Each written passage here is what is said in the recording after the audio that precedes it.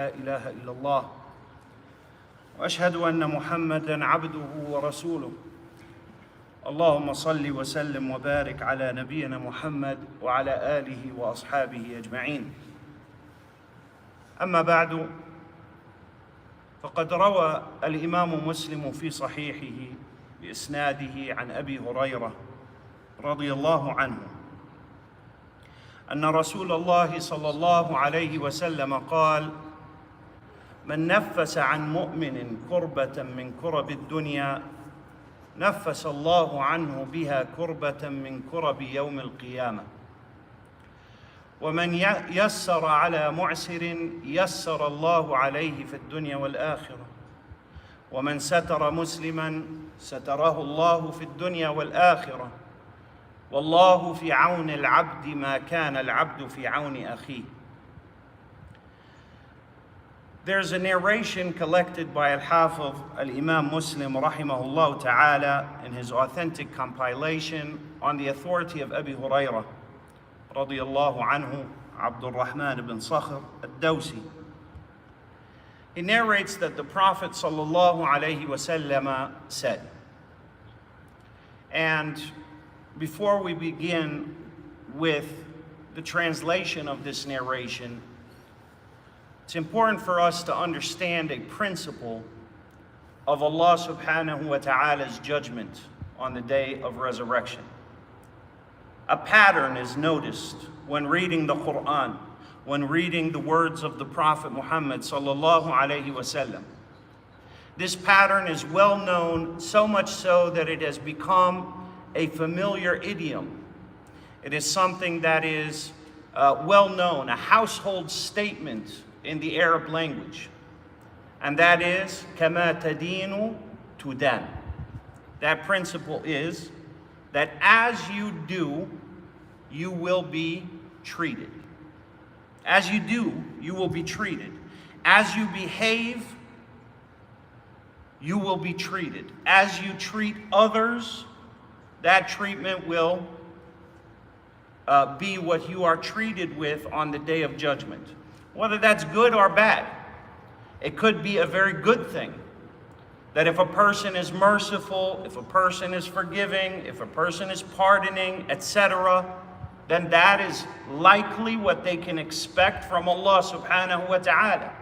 Because Allah subhanahu wa ta'ala is far more noble and honorable and worthy of such traits than his servants. However, if a person is a miserable individual, if a person is petty, if a person is full of rancor, if a person holds everyone around him for every big and small and slight that is perceived, then it is very likely that they can expect such treatment by Allah on the day of judgment. To reaffirm this, the Prophet sallallahu alaihi wasallam tells us in this narration, he says, whoever helps to alleviate a crisis upon his Muslim brother in this world, Allah will alleviate for him a crisis of the crises of the hereafter. And whoever makes something easy for a person in difficulty, financially or otherwise, then Allah will make things easy for him in this life and in the hereafter. And whoever conceals the mistakes of his Muslim brother or sister in this world, Allah will conceal his mistakes on the day of judgment. And then he wraps this up with a very general statement, something that anytime you are dealing with your brother, dealing with your sister, anyone, that you keep this statement in mind. And if you base your behavior on this statement in dealing with others, on the social stage, you will be of high character and of the way of the Prophet sallallahu alaihi wasallam of such. And that is, Wallahu fi auni al-abdi ma kana al-abdu fi auni akhi. Allah will always aid and be of service to the one who is at the service of his brother. As long as you are helping, aiding at the service of your Muslim brother or sister, Allah subhanahu wa ta'ala will be there helping you, aiding you, which every one of us needs that. Sometimes in our current society, because it's a very materialistic society, we're taught a different set of morals, a different set of values. And that is, you have to be fierce. You have to be like a lion. You can't let people walk all over you.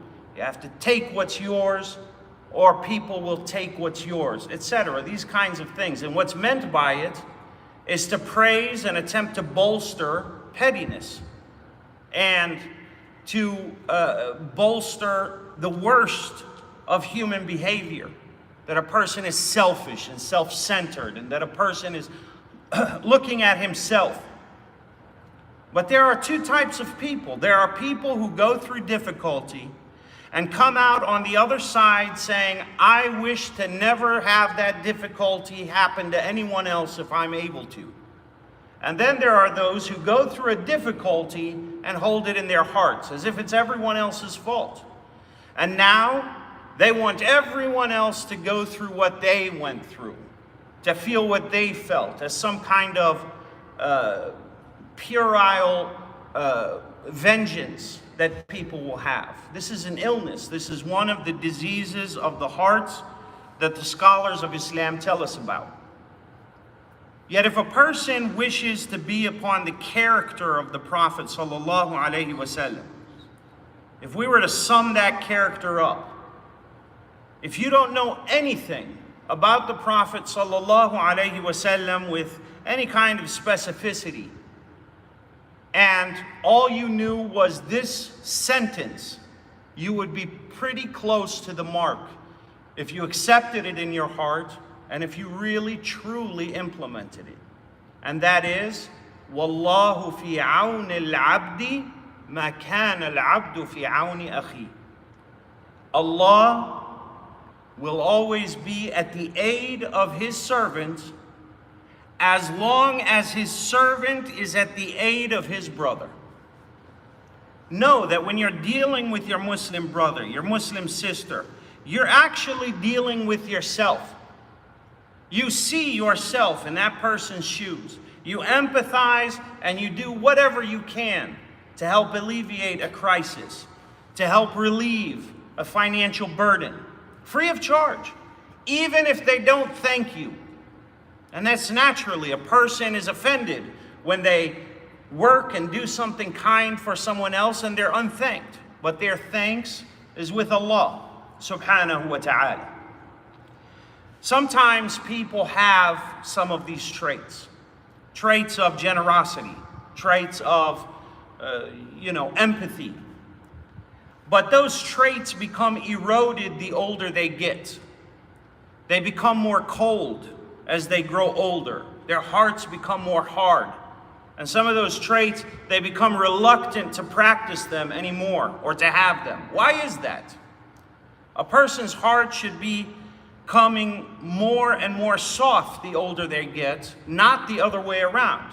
Why is that? Why do we see this phenomenon? The answer is that this person was expecting gratitude from people. He was expecting his reward here on this earth.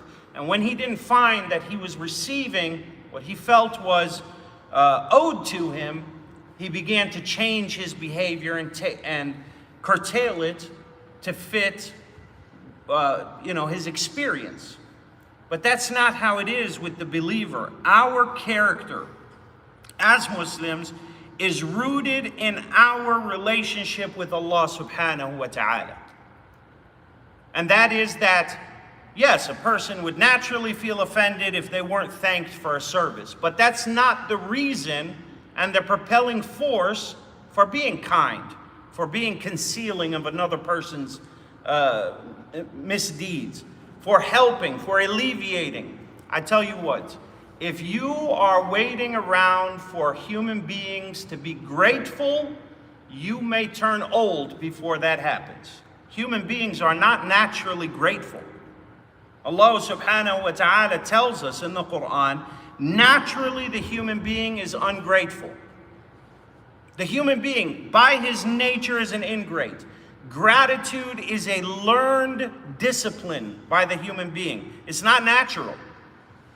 And so if you're waiting for people to be grateful, if you're waiting for people to praise you as you feel you are fit, and you have this entitlement, you will be doing nothing but a disservice to yourself and your own soul. When we do good, we are dealing with Allah subhanahu wa ta'ala.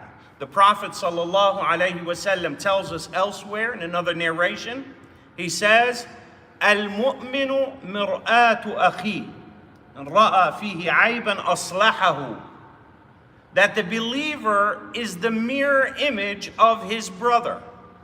When I look at my Muslim brother, I see myself. If I see that there is something wrong in that mirror, I will fix it. I won't just leave it as it is, because it affects me. And that's what being a Muslim really is on the social level. What is the social structure of the Muslims? My Muslim brother's failures are my failures. My Muslim brother's successes are my successes. And if a person has that kind of mentality, that no man is left behind, that if my Muslim brother is struggling, I am struggling. As a matter of fact, I would rather struggle than my Muslim brother. That is the spirit that the companions had, radiyallahu anhum. And that is why they were so poor, to the point that they tied stones onto their bellies from hunger, yet the bond of brotherhood was unbreakable. But Allah subhanahu wa ta'ala tells us in Surah Al-Anfal, and we will end with this, He says, وَأَلَّفَ بَيْنَ قُلُوبِهِمْ لَوْ أَنفَقْتَ مَا فِي الْأَرْضِ جَمِيعًا مَا أَلَّفْتَ بَيْنَ قُلُوبِهِمْ وَلَكِنَّ اللَّهَ أَلَّفَ بَيْنَهُمْ إِنَّهُ عَزِيزٌ حَكِيمٌ. Allah subhanahu wa ta'ala tells the Prophet sallallahu alayhi wasallam that your companions, Allah harmonized their hearts.